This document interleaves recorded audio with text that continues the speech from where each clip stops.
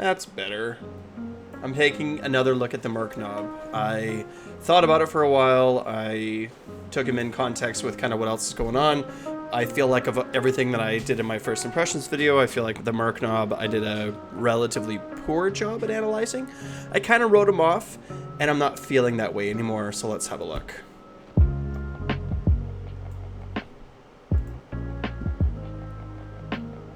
First of all, of course, thanks to my patrons, Panda, Sproul, Yvonne, Tom, Christian Lens, Banglades, kind of like Band-Aids, I guess, Objective 2, and Zed Ramirez, and of course, Wybarian for the art.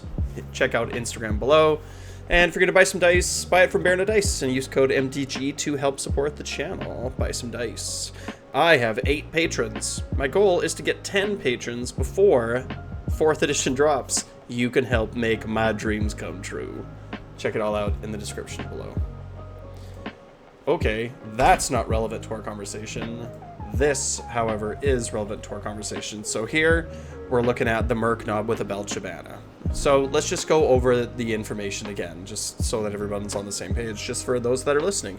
5-inch move, a 4-up save, so not too bad. In fact, why don't we just pull up the Merk Knob on Belchabana on my other monitor, just so I can make sure that everything is working properly. He's a Merk Knob with a Belchabana.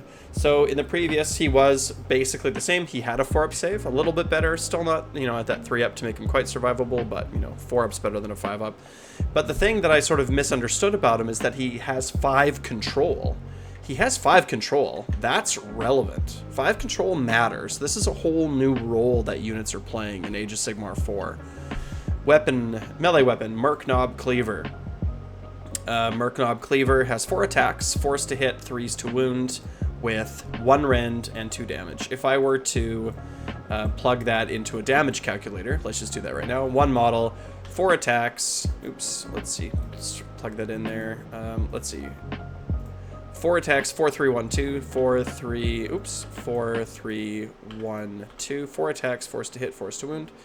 And then it doesn't he does have crit mortals, so we need to put that in there as well. You're probably never really going to be using Venom Encrusted Weapon on this thing, so I think that just having, like, the crit mortals is fine. So against a 4-up save, so he's going to do 1 or 2 damage with this profile. Oh no, because the damage, oh yeah, the damage is 2. So, you know, so it's like about 1 attack is actually going to get through. So that's what you're looking at, is about 2 damage when he hits. So not really very much at all. Passives, Power of Kragnos. Friendly Cruel Boys units have Ward 6 while they are wholly within 12 inches of this unit. So that plays into part of what his role is going to be. And then he has this other ability, Breath of the Mire Drakes. Declare, pick an enemy unit in combat with this unit to be the target. Sorry, pick each enemy unit in combat with this unit to be the target. Effect, roll a die for each target. On a 1, this ability has no effect. On a 2 to 5, it inflicts 1 mortal damage on the target, and on a 6, it inflicts D3 mortal damage on the target. So the probability is it'll be 1 mortal damage to every unit within 3 inches of this guy. Okay, so he's not fighty. He doesn't really give any kind of offensive damage buffs. He has this little ability that's going to deal a little bit of mortal damage to things that are around him, and then he gives everything wholly within 12 a 6-up ward. So you can imagine 24 inches in diameter, right? We're almost looking at a whole, we're looking like it's quite far. 24 inches in diameter as a bubble is a relatively significant aura for this 6-up ward. 6-up wards are not particularly powerful, but like, it's better than nothing, I suppose. So, and he is also infantry, which means you can pick him up and teleport him with our super sneakin' or sneaky sneakin' ability. So you can keep that in mind too.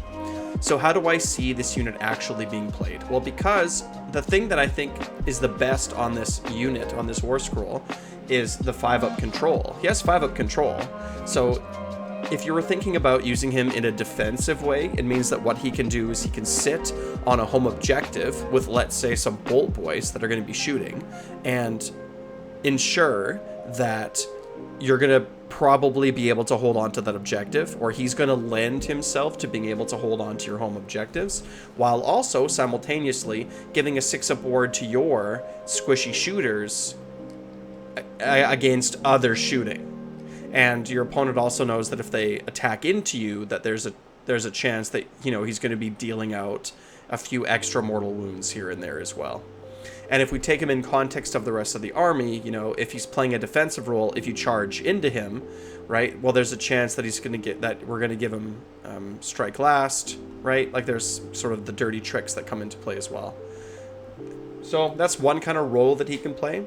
And then another role that he can play is you can use him offensively to try to take objectives away from others. So you probably can't teleport him onto an objective that you're trying to take, right? Because that's going to, it's going to be too far. The objectives are too small. So if you have to be wholly within 3 of a piece of terrain and more than 9 away from enemy units, you're probably not going to be able to get him slap dab onto an objective. But he can sort of be moved forward or sneak in, or snuck. I don't know how I'm going to refer to sneak in. Snuck. He's going to be snuck onto, like, into a forward position, and then in future turns he's going to be moving into a more aggressive stance and maybe charging in and giving, you know, like a reinforced brick of gut rippas with a gnash tooth and a Murknob. All of these together are going to be like a little squad that's going to be good at trying to take objectives away from enemies. So you can imagine that either your gut rippas are going to run up on turn 1, or they're going to be snuck up on turn 1, and then maybe on turn 2 you're looking to sneak up your gnash tooth, or maybe your gnash tooth is going to just be running, and then, you know, because he's much faster than the gut rippas, and joining that way. And then your second snuck unit is going to be a Murknob, who's going to give them all a 6-up ward, which is fine, right? Like, it's fine. A 6-up ward is not nothing. It's going to reduce the damage that you're taking by some, and you know, which is, you know, it matters a little bit. But more importantly, once he gets his toe on that objective, he's going to for sure be able to swing the control of that objective, hopefully in your favor. But it's a little bit more work. I'd say that primarily his role is going to be to sit at home and, you know, give a 6-up ward to bolt boys and just help make sure that your opponent understands that if they come at you, that, you know, they might very well not be able to take that objective, especially if you can shoot in their turn. And this happens on any combat phase, right? So you know, your opponent gets to attack you first, I guess, but because all of their abilities happen before all your abilities, if I'm understanding that correctly, or maybe I'm not. I can't remember exactly when in the order of operations this Breath of the Mire Drakes is going to come into play, but I think it's better than I initially thought, and I can see very clearly now what its role is. Because before, again, I sort of misunderstood its control and how the control of 5 changes this unit and makes it, I feel, better than I initially thought. So again, I can sort of see it playing a defensive role. I can see it playing an offensive role. It's not going to deal any damage. The control 5 is what this War Scroll is. Everything else is gravy. If the control score isn't coming into play and doesn't matter, and we don't care about having like you know, like a foot hero that has a high control score, if we don't care about that in Gut Rippas, or sorry, in Cruel Boys, then I don't think that we're going to care about the Murknob. But if this control matters, either offensively or defensively, then I think we're going to start to see this guy matter. It also, you know, depends on what kind of, in the not the battle formations, in the battle regiments, it depends on what kind of units he unlocks with him, right? So, but there's some options here, and I am more interested in testing him out than I was when I first saw his War Scroll. When I first saw his War Scroll, I thought he was oh, bummer, this guy's going to sit on my shelf. But I don't think that's the case. I think that he's definitely going to be worth testing out and playing when 4th edition comes out, at least just to get a feel of it until we have a better sense about what the army actually does and what we need and don't need in terms of roles in Cruel Boys. What do you think? Come tell me in Discord. Leave a comment below. Like, subscribe. Wah.